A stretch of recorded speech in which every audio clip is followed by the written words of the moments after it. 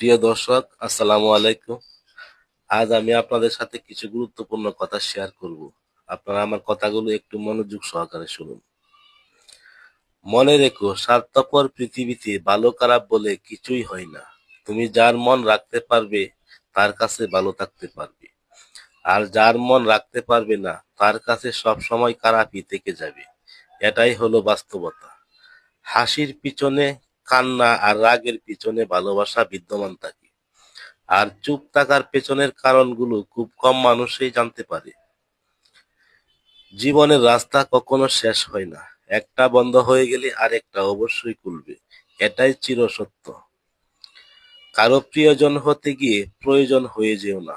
মনে রেখো, চা খাওয়ার পরে বাড়ির জায়গা কিন্তু ডাস্টবিনেই হয়। কাউকে অন্ধের মতো বিশ্বাস করলে সে তোমাকে অন্ধ ভেবে সারা জীবন টকিয়ে যাবে। এটাই কিছু মানুষের আসল নীতি। মানুষ অন্যের দোষ দেখতে গিয়ে বিচারপতি হয়ে যায় আর নিজের দোষ ঢাকার জন্য উকিল হয়ে যায়। জীবনে কাউকে আঘাত করার আগে একটু ভেবে নিও, নিজে আঘাত পেলে কেমন লাগে। মনে রেখো, জীবনে কাউকে কাঁদিয়ে বেশি দিন ভালো কিংবা সুখে থাকা যায় না।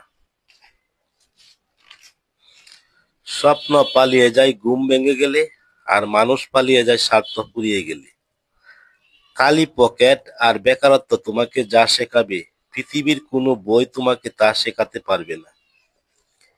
নিজের মেয়ে কাজ না জানলে বলবে ও তো ছোট মানুষ, অথচ ঘরের বউ কাজে একটা ভুল করলে সবাই বলে উঠে, তোমার মা বাবা কি তোমাকে কিছুই শিখায়নি? এটাই আমাদের বাস্তব সমাজ। আগে মানুষের বয়স দেখে সম্মান দেওয়া হতো, আর এখন মানুষের আয় দেখে সম্মান দেওয়া হয়। কথাটা তিতা হলেও এটাই বর্তমান মানুষের রেওয়াজ। জীবনের চাহিদাকে যত সীমিত রাখবে, জীবন তোমার ততই শান্তিময় হয়ে উঠবে। অপেক্ষা করো, প্রিয়জন প্রয়োজন, প্রিয় বন্ধু স্বার্থের বন্ধু, কে আপন কে পর, এ সবকিছুর সময় তোমাকে একদিন ঠিকই চোখে আঙ্গুল দিয়ে দেখিয়ে দেবে।